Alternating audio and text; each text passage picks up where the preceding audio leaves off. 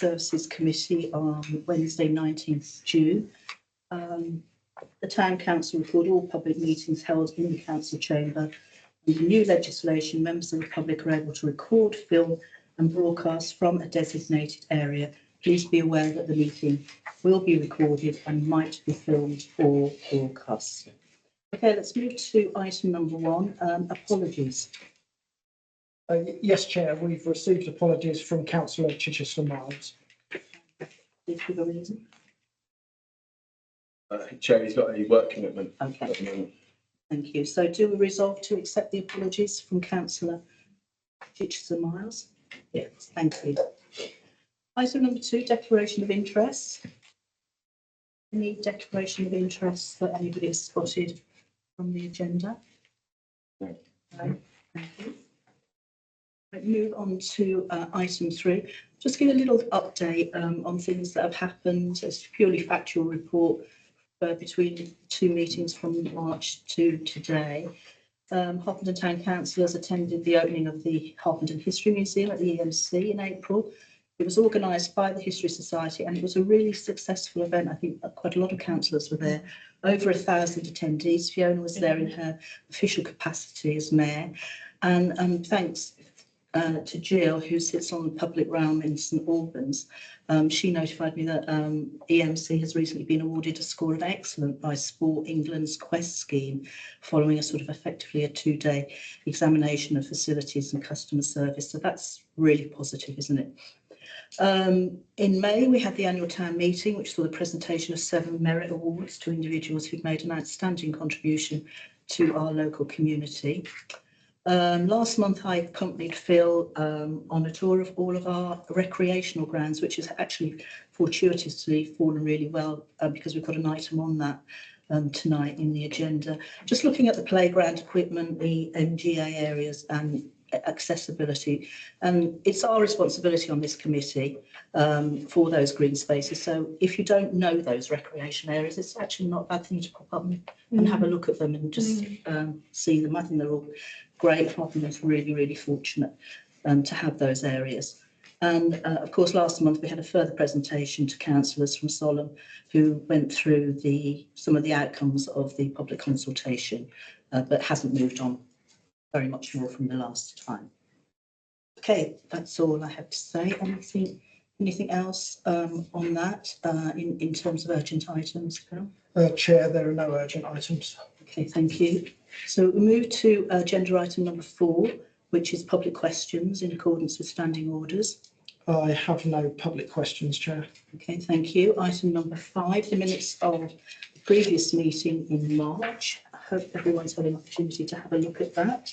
Anything there that anybody observed that they'd like to raise that needs to be changed or amended? No. No, thank you.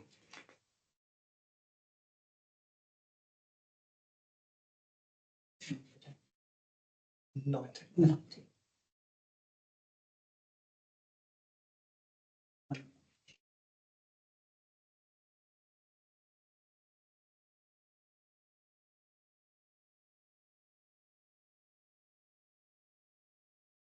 Okay. Thank you, Chair.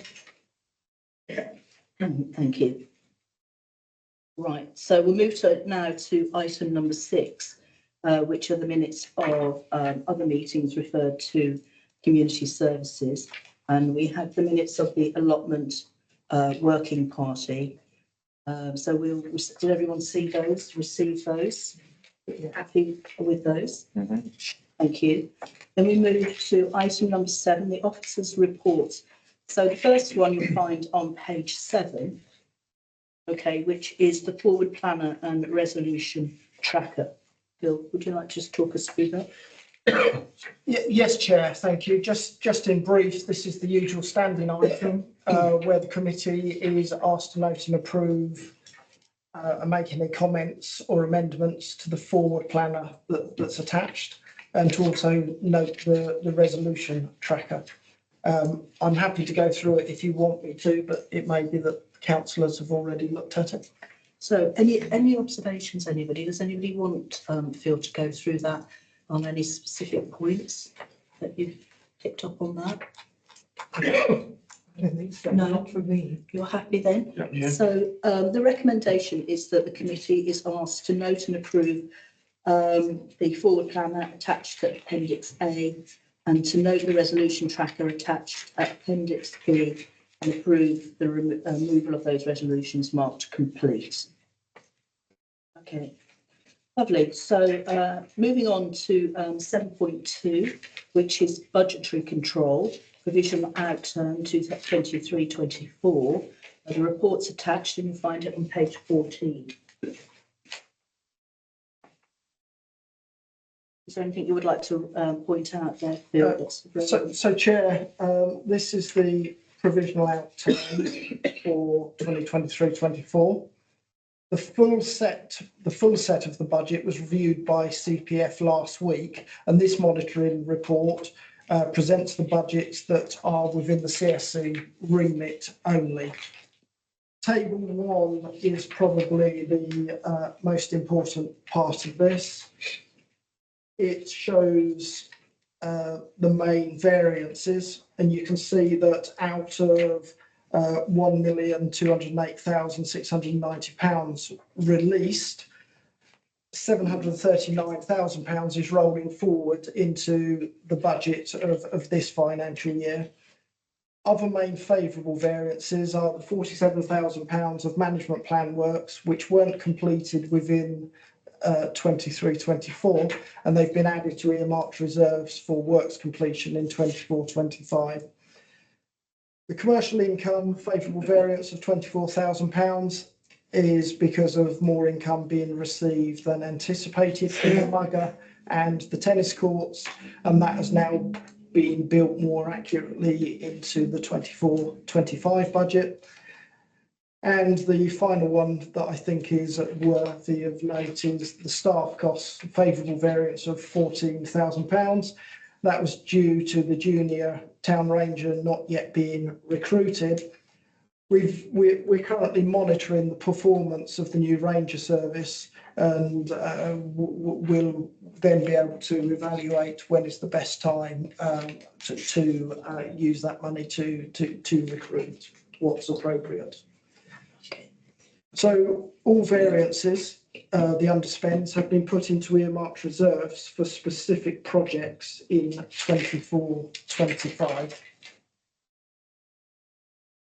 I think that's the main highlights of the report, really, Chair. Okay, thank you. Has anybody got any comments on any of that, any of the figures that we presented there, the reserves?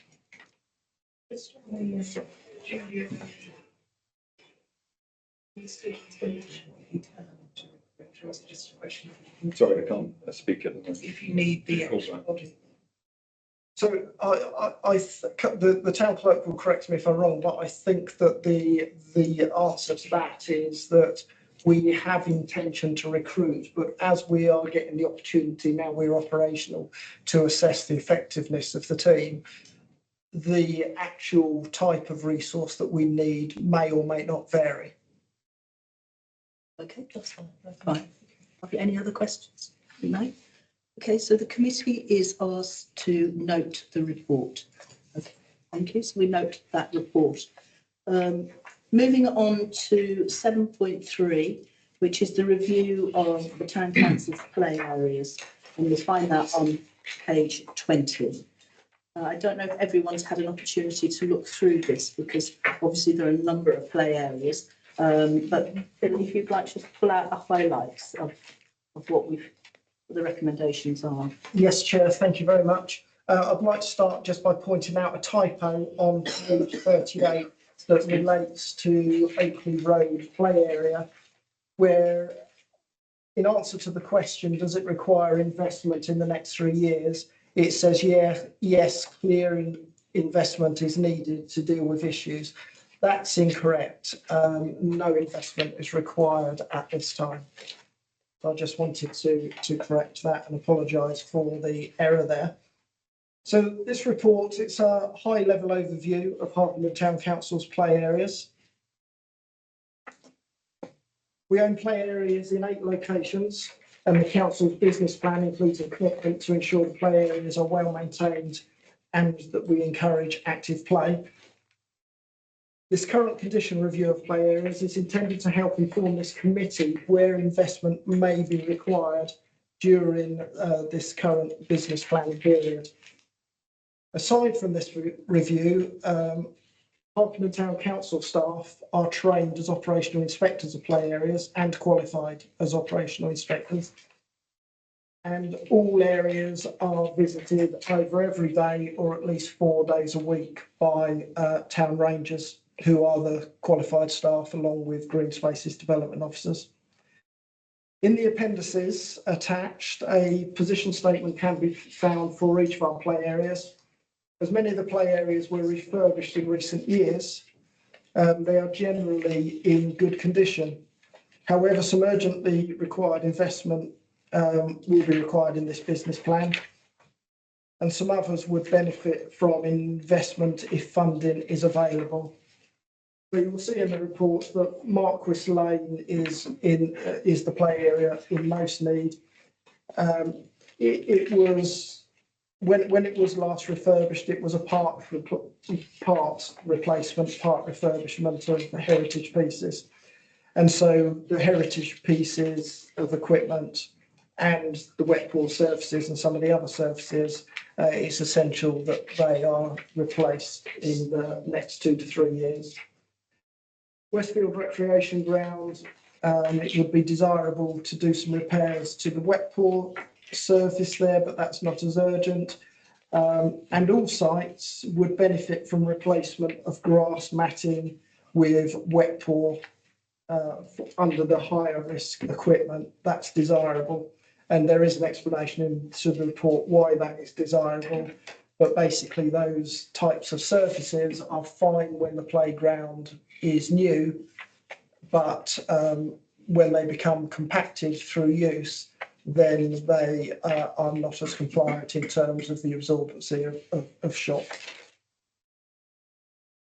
So currently funding is not allocated to make these improvements, which is why the committee is asked to agree the works in principle at this stage. If approved, we will add these to the council's long-term asset replacement plan. The main potential source of funding is through our general budget and reserves, which are finite. So we have to be, that's the capital reserves, which are finite. So we have to be careful with these decisions. There is also opportunity to access Section 106 funding from developments, but that's ad hoc in frequency. Okay, thank you. Chair. Thank you, Phil. Has anybody got any questions for Phil? On Westfield Place, I noted this is an information question. It says entrances from Westfield Place and Highview Road are rough and uneven. The Westfield Place path is not owned by HTC. Who does own it? So the Westfield Place one, I believe that's the SADC path. That's the one that runs parallel to where the garages are. Yeah. That's St Albans District Council. It needs sorting. That's the one that we've been trying to for quite a long time get some approval from St Albans District Council. I was in touch with, I've got his second name, Tom. Oh, yeah. Recently, and he Tom said, Hardy. that's it, yeah. And he said that he would do what he could to push it on into the appropriate department. And I mean, it's a bit complicated, that area, isn't it? Because of SADC own it. Obviously, it's an access to, there's a football pitch there as well. But as you know, there's garages and there's also graffiti on the wall. I know the residents are quite keen to do something with it, but we can't actually do anything with it because we don't own the land. Is that correct, Carl? We don't have the permission to do anything at the moment. It is a little bit frustrating, isn't it? So that's where we're at, I think, unless anyone's got anything update on that. Just waiting to hear if we can just even get the approval to make it look nicer. Community payback or something, just paint the wall. But Is there any hope that there might be some possibility of devolution of the park or path or bit of it, or was that not well, I think there's a problem with it because I think, I might be correct if I'm wrong here, because of the garages, I think it's a development issue, isn't it? In terms of the land is owned by St Albans District Council and if we put it to the local plan, I can't remember now that bit. Yeah, I'm not too sure on that bit, Chair, but all we understand is that as it's a garage site, there's been a number of garage redevelopments in the past, and that could be one that comes up in the future. You know, there's not been anything concrete on that. So therefore, there doesn't seem to be the appetite at the moment to transfer any ownership of that piece of the sort of the adjacent recreation ground.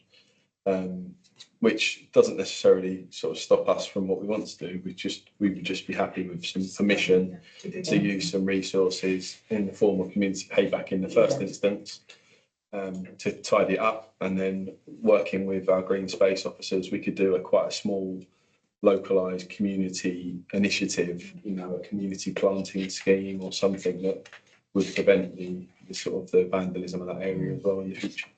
But we just require the permissions to do so. Thank you. Any other questions on the recreational play areas? I just wanted to say, I think it's impressive really, the standard that we are bringing them up to. I mean, I see that the Marquis Lane one was saying it needs quite a bit of investment, but I know that quite well because we've taken our grandson there. And yeah, the whale of it. It's interesting actually because as I said, I went round all of them, and when you see all of them, then you can actually rank them. Yes. In terms of how up to date the equipment is, and obviously things like this move quite quickly in terms of development. Yeah, they are really lovely green spaces, recreational grounds for the local community. I think we're quite lucky to have as many as we do. They are done to a very high standard. Lots of people, you know, even walking to just say it's lovely, so it is appreciated. Yes. And people come from elsewhere to go to the Rothamsted playground. I hear that. We've been there with grandchildren, talking to other people. Yeah, that's good. Lovely. So if there aren't any other questions, then the recommendation is that the committee is asked to note the high level assessment of our play areas and agree in principle to the investment of funding for essential work set out in paragraph 3.7 as Phil explained. Okay, everyone agreed? Yeah. So we move on to item number 7.4, which is the tree works tender, which you'll find on page 41. Yes, thank you, Chair. This is clearly the tender specification for the tree works that are required following the health and safety surveys that were carried out. Those surveys produced 363 risk-based recommendations. This tender contains 175 tree works actions and details how the other 188 recommendations have been or will be actioned separately. Some of them were urgent works that couldn't wait for the tender process. So the committee is asked to consider this tender specification and approve it, please. Okay, thank you. Has anybody got any questions or observations on the tender? Jamie? Are you happy with a £5 million public liability?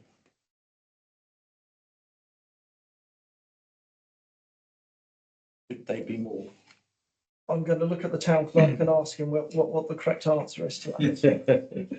Yeah, so Chair, in answer to that question, under our financial regulations set out that contractors have a minimum of £5 million liability, public liability. So it is the kind of council agreed minimum. However, what we would look at on an individual basis, depending on the types of work, we may specify that minimum is higher for certain pieces of work.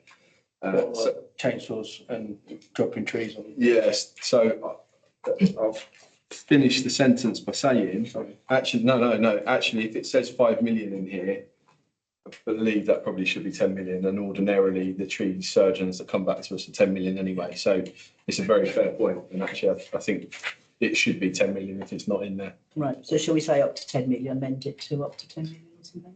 Yeah, I can't see the reference in there, Phil. Do you know where? Oh no, actually I found it. Yeah. So the suggestion, Chair, would be that where it references 5 million minimum per claim, we'd be looking at a minimum of 10 million. What page is that on, Jamie? 46. Yeah. That's a really good spot. Thank you. Thank you. Our normal approach. I'll amend that, Chair. Oh, yes, point 4. Got it. Point 4, page 46, thank you. The spec for this, they have, there's one bit missing, is they like, So that they will get a very detailed spreadsheet with everything listed in it, and they will also get maps of each site that show which trees they are on the map as well. but it's in the risk assessment, it's clear what needs to be done. It's not for them to sort of. have a- It's clear what needs to be done, yes. Okay, any other questions on that? No. Okay, so the recommendation is that the committee is asked to approve the proposed tree works tender specification at Appendix A with the amendment made by Councillor Burrows on page 46.4 from alter the figure from 5 million to 10 million. Just one other comment, Jane. Is collusive tendering certificate, is that new? No, Chair, it's something we've had for quite a period of time. Quite a good idea. I'm quite impressed with that. Yeah, Chair, and I'm trying to think off the top of my head what the example was, but there was an example very recently where a contractor was ruled out having submitted a tender because they hadn't completed that form. So it's really important from our point of view, particularly with this sort of work where, Chair, we can meet out on site with people to go through the spec. It's really important that sort of that collusive sort of statement is signed, so that there isn't any collaboration going on behind the scenes around prices. Yeah, sorry. So that's what it's there for. Yeah, so it's there to protect the council mainly. So in theory, there has been examples in other councils over the country where, say an officer would go out and meet with two contractors, and contractor A says, well, it's going to cost you 10 grand. And then they meet with contractor B and the officer says, well, we know the other one's coming in at 10 grand, or the contractors liaise with each other. So that's what it's there for. So they sign a statement to say there hasn't been any of that. And that's part of the pre-screening condition. So before we even assess, there's a set criteria, things they have to provide that we tick off. If any of those are missing, then it's straight away, even if they happen to be the lowest tender or the most favourable in other ways. Good. Thank you. So we're happy with that. We've approved that recommendation 2.1 with that amendment. So moving on to item 7.5, which is the Hodden Town Council asset management plans, which you'll find on page 53. So there are a number here: the Town Hall, Park Hall, public toilets, Batford, Hothouse Park, MUGA, tennis courts and the AGP pitch. Do you want to briefly just run through? Yes, Chair, thank you very much. Just building on what you said there, this committee is familiar with the green space management plans that we have. Well, these are now plans for council-owned facilities, and it includes, as you just highlighted, buildings and some sports facilities, such as the tennis courts, the muggers, and the mugger and the AGP. Our aim is to maintain these to a high standard. If the plans are approved by this committee, they will guide investment in these assets over the next 3 years, and they will be added to the council's long-term replacement plan. So I think that if people have looked through these plans for the individual assets themselves, the committee is asked to consider these, note them, and approve the management plans. So has anybody got any questions on any of those management plans, on any of those? I noticed in the table that the AGP doesn't appear in it yet, the table of costs. Why is that? Am I right if I'm? That there's no expense on it. I think maybe is it because it's new. I noticed that as well, actually. Yeah, Chair. So the explanation is because it's in its first year of operation. So when we produce the business plan for the new facility that is needed in order to secure the external funding, we can be pretty confident around what the income is because most of those, for our case, Chair, are related to essentially licenses with key partners like the Colts and Tennessee. What we're unsure of is the expenditure over the 12-month period. So we know what the surplus is going to be at least, and the surplus is the figure that's built into the budget. Until we do a 12-month cycle, we can't be sort of closer to 100% sure as to our estimates for floodlight expenditure. Is that correct? So what you'll see is once we've gone through the full cycle of September, there'll be a detailed breakdown that will appear in the budget as well. Yeah. Whereas at the moment, what you'll see is just a line that has a surplus figure of about £45,000, I think. Okay, and any other questions on the management? Okay, so the committee is asked to note and approve the management plans as set out in the appendices. Are we in agreement? Yeah, thank you.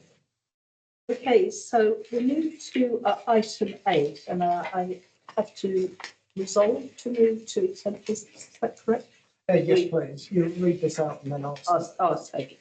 In view of the confidential nature of the following item, which relates to business matters of other individuals and organisations, the public and accredited representatives of the press shall be excluded while they are discussed. This is in accordance with the Public Bodies Act 1960, as amended by the Local Government Act of 1972. Have we resolved to do that? Yes. Yes. Thank you. So, Chair, I would like just to stop the recording before we move on to the next. Thank you.